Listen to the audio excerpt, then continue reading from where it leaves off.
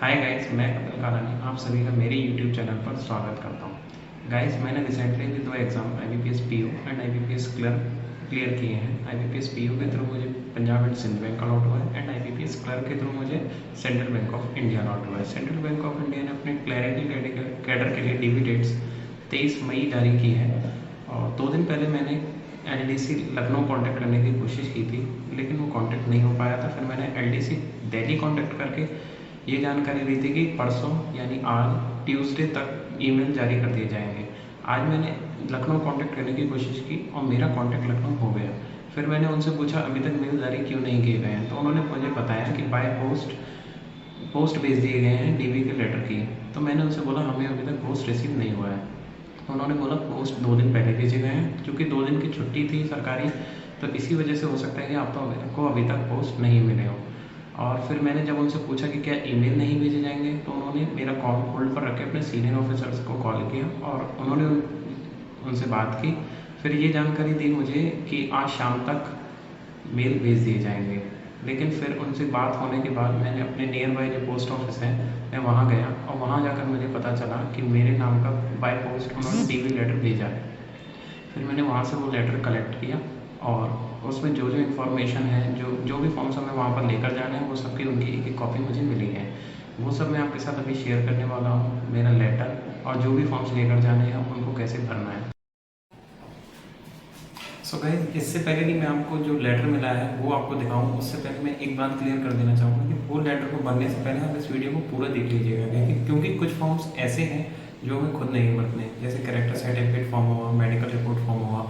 Medical report form हमें district hospital लेकर के जाना है, वहाँ के डॉक्टर्स उसको फिल करेंगे। और कैरेक्टर सर्टिफिकेट फॉर्म हम जिस भी ऑफिसर से कैरेक्टर सर्टिफिकेट बनवा रहे हैं उसके पास लेकर जाना है, वो अपने हाथ से ही उस फॉर्म को फिल करेंगे। और साथ ही साथ गाइस, अभी मैं इस वीडियो में लेटर दिखाऊंगा और वो फॉर्म्स दिखाऊंगा जो कि मुझे रिसीव हुए हैं, और जो भी फॉर्म्स रिसीव हुए हैं उनको उनमें क्या क्या भरना है उसकी जानकारी दूंगा। इसके ठीक और उसके बाद सीधा हम फॉर्म्स पर चलेंगे, जो जो फॉर्म्स हमें फिल करने हैं। और उसके बाद मैं एक वीडियो और ले आऊँगा थोड़ी देर में, उसमें उस लेटर की भी पूरी जानकारी आपको मिल जाएगी। तो ठीक है गाइस, शुरू करते हैं बिना किसी देरी के। लास्ट तक जुड़े रहिएगा वीडियो में। और हाँ, वीडियो को पूरा देखे बिना फॉर्म फिल मत कीजिएगा। I am repeating this again and again because it is very important. So guys, चलिए शुरू करते हैं बिना किसी देरी के। और हाँ, जाने से पहले मेरे चैनल सब्सक्राइब करना ना भूलें। तो गाइस, जैसा कि आप देख सकते हैं, आप सभी के सामने है DV का लेटर जो मुझे बाय पोस्ट मिला है। इस लेटर में क्या क्या है और कौन कौन से फॉर्म हैं और उनको कैसे कैसे भरना है उसके जिक्र हम इस वीडियो में आगे करेंगे, तो प्लीज़ लास्ट तक जुड़े रहिएगा। तो मैं आप सभी के सामने इस लेटर को ओपन करता हूँ, देखता हूँ इसमें क्या क्या निकलता है।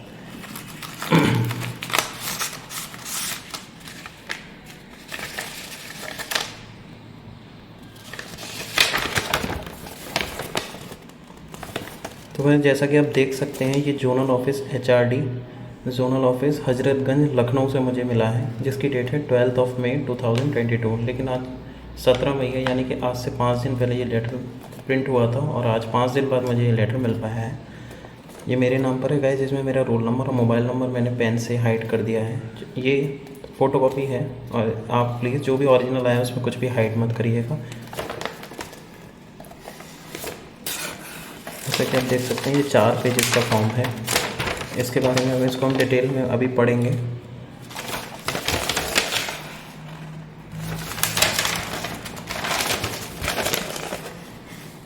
इसको हम डिटेल में अभी पढ़ेंगे, पर इससे पहले ये देख लेंगे कि और जो भी फॉर्म्स आए हैं वो कौन कौन से हैं। गाइस, ये बाकी के फॉर्म्स की लिस्ट है जो जो मुझे आए हैं। जैसा कि आप देख सकते हैं, वेबसाइट के थ्रू हमें पता चला था कि biodata form, self registration form और भी काफ़ी सारे फॉर्म्स थे जो हमें भरकर ले जाने थे। और सभी स्टूडेंट्स या मैं भी काफ़ी परेशान था कि ये सब फॉर्म्स हमें कहाँ पर मिलेंगे, क्या फॉर्मेट रहेगा। तो गाइस, परसों की वीडियो में भी मैंने आपको बताया था कि जो भी हमें DV के लिए जो लेटर मिलेगा उसमें इन सब का फॉर्म्स का फॉर्मेट होगा।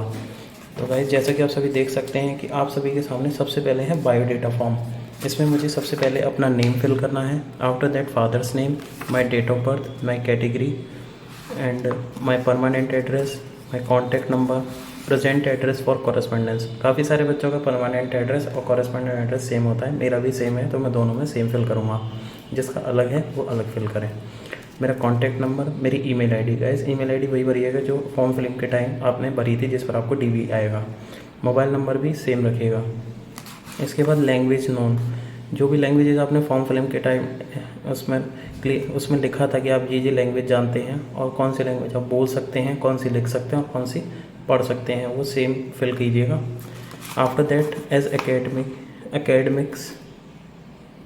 That academics start from 10th class और इक्विवेलेंट, यानी कि 10th 12th ग्रेजुएशन और जो भी आपने डिप्लोमा या जो भी आपके पास क्वालिफिकेशन है उनकी पूरी डिटेल 10th से लेकर अब तक की आपको फिल करनी है। 10th के बाद 12th की कीजिएगा। आफ्टर दैट जो भी आपने कोर्सेज परस्यू किए हैं उनकी कीजिएगा। तो वैसे चलिए नेक्स्ट पेज पर चलते हैं, देखते हैं क्या है। और हाँ, यहाँ पर एक फ़ोटो अपना लगा दीजिएगा, या आप ले जाइएगा साथ में, अगर वहाँ आपको बोलें तो आप लगा दीजिएगा, लेकिन फ़ोटो साथ में लेकर जाइएगा, एक्स्ट्रा में काफ़ी सारे हैं। अब फ़ोटो वही लेकर जाइएगा जो फॉर्म में आपके लगे हुए थे, एप्लीकेशन फॉर्म में। तो चलिए नेक्स्ट पेज पर चलते हैं, देखते हैं क्या है। गाइस नेक्स्ट पेज पर वर्क एक्सपीरियंस इफ़ एनी, यानी कि अगर आपने इस जॉब से पहले कहीं भी काम किया है तो आप उसका अपना एक्सपीरियंस यहाँ पर दीजिएगा। आपकी कोई अचीवमेंट्स रही हो, आपकी कोई हॉबीज़ हो, इंटरेस्ट हो, या एडिशनल इन्फॉर्मेशन जो भी आप शेयर करना चाहते हो यहाँ पर कर सकते हैं। उसके बाद डेट और प्लेस और फिर सिग्नेचर। तो देखते हैं नेक्स्ट फॉर्म में क्या है। Next form is for proforma of report to be obtained any previous employer, यानी कि आपने इससे पहले जहाँ कहीं काम किया हो तो उसकी जो आपकी परफॉर्मेंस रिपोर्ट होगी वो यहाँ पर फिल किए जानी है। ये उनके लिए जो पहले कहीं काम कर चुके हैं एप्लीकेशन फॉर्म में, जिन्होंने इसकी डिटेल दी थी। इसमें name of the candidate, after that जिस कंपनी में आपने काम किया है उस कंपनी में आपने कितने समय से कितने समय तक काम किया उसका विवरण आपको यहाँ पर देना है। आपका जैसा बिहेवियर रहा हो सेवा अवधि के दौरान व्यवहार। गाइस आप देख पा रहे हैं ना, यस मैं इसको थोड़ा जूम कर देता हूँ। सेवा अवधि के दौरान व्यवहार, यानी कि आपका जैसे वहाँ पर व्यवहार रहा हो उसका वर्णन। क्या अभ्यर्थी अभी भी सेवा में है, अगर आप वहाँ पर अभी भी सेवा में हैं तो उसका विवरण दीजिएगा। क्या इनके भूतकाल में ऐसा कोई कृत्य है जो इन्हें बैंक सेवा हेतु अयोग्य ठहराता है। क्या अभ्यर्थी आपके संबंधी हैं। तो ये फॉर्म आई थिंक कि जो आपके एम्प्लॉयर हैं वो भरेंगे, यानी जहाँ पर आप पहले जॉब करते थे या अभी कर रहे हैं उनसे आप ये फॉर्म भरवाइएगा। आफ्टर दैट ये मेडिकल फॉर्म है। गाइस हम सभी के मन में एक डाउट था कि मेडिकल में कौन कौन सी जांचें होनी हैं, कहाँ पर होनी है। तो गाइस मैं अपना पर्सनल एक्सपीरियंस शेयर करूँ तो आज मैं सीएमओ ऑफिस गया था, तो उन्होंने मुझे बोला कि ये जो भी आपको मेडिकल सर्टिफिकेट बनवाना है इसके लिए आप डिस्ट्रिक्ट हॉस्पिटल जाइए, वहाँ पर ये लेटर ज़रूर लेकर जाइएगा। उन्होंने बोला कि इस लेटर के बिना आपको मेडिकल सर्टिफिकेट बनाकर वो नहीं देंगे। तो फिर गाइस ध्यान रखिएगा, जब भी आप जाएँ, आज कल परसों जब भी जाएँ तो इस लेटर को ज़रूर लेकर के जाएँ। इस लेटर के बेसिस पर ही आपको मेडिकल सर्टिफिकेट वहाँ के डॉक्टर बनाकर देंगे। तो गाइस आइए इस लेटर पे भी थोड़ा देख लेते हैं क्या क्या है। इसमें आपको सबसे पहले अपना permanent address and present address fill करना है। उसके बाद आपको अपनी जो भी हेल्थ इश्यूज़ हैं उनका विवरण यहाँ पर पूछा गया है, उनके बारे में 1 बाय 1 मैं आपको बताता हूँ। आपकी जो भी हो अपने हिसाब से उसको भरिएगा। सबसे पहली चीज़ लिखा है are you on a prolong medication. इसका मतलब है आपकी क्या लंबे समय से किसी चीज़ की दवाई चल रही है। अगर हाँ तो यहाँ पर उसको येस में टिक कीजिएगा, अगर नो तो उसमें नो में टिक कीजिएगा, और अगर है तो वो किस चीज़ की है उसका पूरा विवरण दीजिएगा यहाँ पर। Second, are you allergic to any medicine, यानी कि अगर आपको किसी मेडिसिन से एलर्जी है तो उसका विवरण दीजिएगा, अगर नहीं है तो नो कर दीजिएगा। Do you suffer from any of the following, यानी कि आपको इनमें से कोई बीमारी है। ये 5-6 बीमारियों का जिक्र आपके सामने है। पहला है हाई ब्लड प्रेशर, दूसरा है हार्ट डिसीज़, तीसरा है ट्यूबरक्लोसिस यानी कि टीबी, तीसरा है स्ट्रोक, चौथा है स्ट्रोक, पांचवा है डायबिटीज़, 6th है mental illness, 7th is cancer and 8th is any other disease please specify, यानी कि इसके अलावा जो यहाँ पर डिसीज़ मेंशन की गई हैं इसके अलावा अगर आपको कोई और डिसीज़ है तो आप उसका यहाँ पर एक्सप्लेनेशन दें। 4th नंबर हमसे पूछा गया do you take a alcoholic beverages, यानी कि क्या आप कोई नशीला पदार्थ का सेवन करते हैं। तो अगर आप करते हैं तो येस कीजिएगा, नहीं करते हैं तो नो कीजिएगा। 5th is do you smoke और टेक तम्बाकू, यानी कि यहाँ क्या आप तम्बाकू, गुटखा या सिगरेट पीते हैं तो उसका विवरण दीजिए, और अगर आप पीते हैं तो उसकी क्वांटिटी भी यहाँ पर आपको मेंशन करनी है। इसमें लिखा है if yes how much every day. For example अगर कोई सिगरेट पीता है तो उसको ये विवरण देना पड़ेगा कि वो एक दिन में कितनी सिगरेट पीता है। 6th is do you have fainting spells, 7th is do you become unusually short of breath when you walk upon flight of stairs, यानी कि जब भी आप कभी सीढ़ियाँ चढ़ते हैं तो क्या आपकी सांस फूलने लगती है? अगर हाँ तो येस कीजिएगा, नहीं तो नो कीजिएगा। ये वैसे किसी किसी को सांस में प्रॉब्लम होती है, ये उनके लिए है। 8th, have you had a cough that started in the last 6 months and remained more than a month, यानी कि आपको पिछले 6 महीने में ऐसे कभी कोई कफ की समस्या रही हो जो 1-1.25 महीने से ज़्यादा रही हो, 1 महीने से ज़्यादा जिसका ड्यूरेशन रहा हो, तो हाँ तो उसका विवरण यस कीजिएगा, नहीं तो नो कीजिएगा। 9th is have you ever vomited और कफ्ड आउट ब्लड, यानी कि आपको क्या कभी कफ में या वॉमिट में ब्लड आया है, तो उसकी जानकारी यहाँ देनी है। 10th is do you have weakness और paralysis of either of your arms और लेग्स, यानी कि आपको कोई आपकी बॉडी का कोई पार्ट पैरालाइज है तो उसकी जानकारी यहाँ दीजिएगा।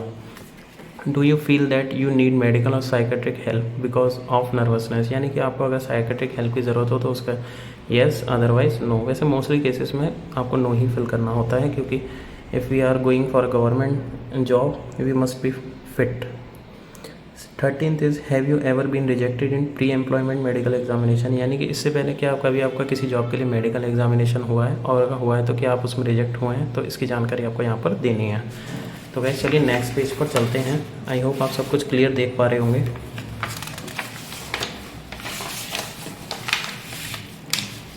If yes name of the company where you got appointment, यानी कि इससे पहले वाले पेज की जो लास्ट लाइन थी उसमें हमने ये देखा, मैं आपको एक बार आपको फिर से दिखा देता हूँ क्या था। इसमें ये था कि have you ever been rejected in pre employment medical examination, यानी कि इससे पहले आप कभी मेडिकल एग्जामिनेशन में रिजेक्ट हुए हैं क्या? अगर हुए हैं तो येस करके उसका कंपनी का विवरण यहाँ पर आपको देना है। 14th do did any of the family member, यानी कि आपके फैमिली मेम्बर में से किसी को जो भी यहाँ पर डिसीज़ लिखी गई हैं उनमें से किसी डिसीज़ से सफ़र कर रहे हैं तो उसकी जानकारी आपको देनी है। 15 नंबर पर do you have hernia, piles, hydrocele, ये आपको ये चेकअप होगा तो उसके थ्रू आपको जानकारी मिलेगी कि क्या आपको इनमें से कुछ है। वैसे ये आप बिना भरे जाएं डिस्ट्रिक्ट हॉस्पिटल, वही अपने आप ये 1 by 1 फिल कर देंगे, ठीक है। 16th नंबर पर है please specify significant information if any not covered above. ये गाइज मैं फिर बोल रहा हूँ, आप मेरी माने तो मैं जो करने वाला हूँ, मैं ये फॉर्म डिस्ट्रिक्ट हॉस्पिटल लेकर के जाना हूँ। पहले मैं इसकी काफ़ी सारी फ़ोटोकॉपीज़ करा लूँगा जितने भी फॉर्म्स हैं और जो मुझे लेटर रिसीव हुआ है, ताकि मैं पहले फ़ोटोकॉपीज़ को भरूँ और उनमें कोई गलती ना करूँ, फिर मैं ओरिजिनल को भरूँ।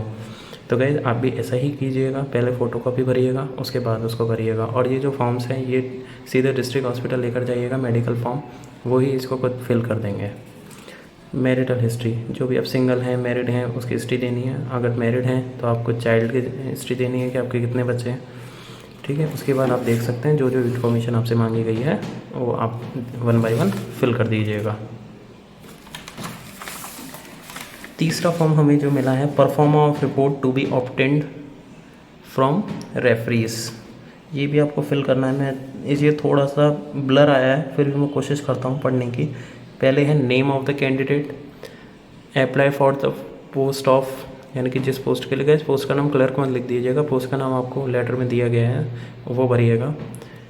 Second is if the candidate known for you, third sorry हाँ ये रखा है, is the candidate known to you, if so kindly mention the period, यानी कि मुझे जैसा लग रहा है गाइस ये लिखा है proforma to be obtained from referees, first second and third. Guys ये तीनों फॉर्म सेम है और कॉमन सेंस ये कहता है कि वेबसाइट के थ्रू हमें ये जानकारी मिली है कि हमें 3 कैरेक्टर सर्टिफिकेट लेकर के जाने हैं और ये तीनों फॉर्म सेम हैं। और इसमें ये लिखा है कि is the candidate known to you, यानी कि ये हमें खुद नहीं बनना क्योंकि ये सामने वाला जानकारी देगा कि क्या कैंडिडेट को वो जानता है। दूसरा यदि हाँ तो उसकी अवधि बताए। तीसरा ये कि क्या आपकी अधिकतम जानकारी के अनुसार इन्हें कभी गिरफ्तार या अनियोजित किया या रोक कर रखा गया अथवा न्यायालय द्वारा सिद्ध दोष ठहराया गया। चौथा ये क्या अभ्यर्थी का परिवार आपसे परिचित है। पांचवा ये क्या अभ्यर्थी के परिवार के किसी सदस्य को कभी गिरफ्तार या रोक कर रखा गया है। छठवा ये है कि क्या आपको कोई कारण ज्ञात है जो कि अभ्यर्थी को बैंकिंग संस्था में नियुक्त हेतु, गाइस ये थोड़ा सा ब्लर हो रहा है, मैं दूसरे पेज पर देखता हूँ क्या पता उसको क्लियर हो। इसमें भी ऐसा ही है, मैं इंग्लिश में देख लेता हूँ। Are you aware of any circumstance which would render the candidate, ये गाइस क्लियर नहीं है, शायद ये ऐसा हो सकता है कि क्या आप ऐसे कोई कारण जानते हैं जो अभ्यर्थी को बैंकिंग सेवा में नियुक्ति हेतु असंगत ठहराते हैं, ऐसा हो सकता है, फिर भी मैं श्योर नहीं हूँ गाइस इसमें।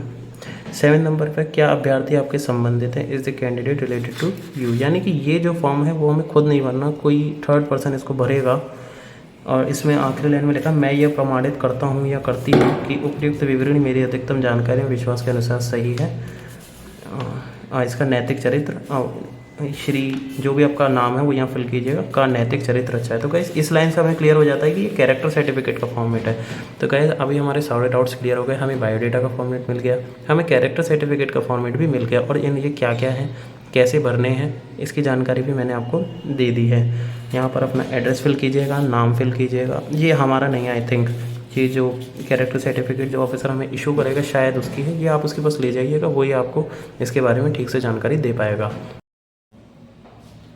गाइस अभी मैंने आपको एक फॉर्म दिखाया जिसकी 3 कॉपी मुझे मिली हैं, परफॉर्मा ऑफ रिपोर्ट करके जिसको बोला गया है। अब मैंने आपको बोला कि ये फॉर्म कैरेक्टर सर्टिफिकेट फॉर्म लग रहा है, पर गाइस मैंने अभी जब दोबारा चेक किया वेबसाइट पर, जो कुछ दिन पहले नोटिफिकेशन आया था, उसमें इस फॉर्म का जिक्र अलग है और कैरेक्टर सर्टिफिकेट फॉर्म का जिक्र अलग है। तो इससे हमें ये आइडिया लग रहा है कि ये फॉर्म कैरेक्टर सर्टिफिकेट फॉर्म नहीं है।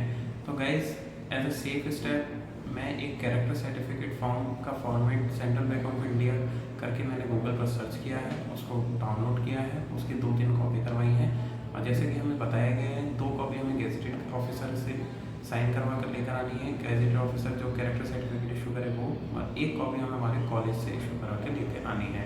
तो गाइस इस फॉर्म के अलावा मैं वो 2 फॉर्म डाउनलोड कर रहा हूँ और उसको गेजेटेड ऑफिसर से साइन करवा कर लेकर जा रहा हूँ। तो गाइस आई होप आप सभी के काफ़ी डाउट्स क्लियर हो गए होंगे, फिर भी अगर आपका कोई डाउट रह गया है तो आप मुझे कमेंट करके पूछ सकते हैं।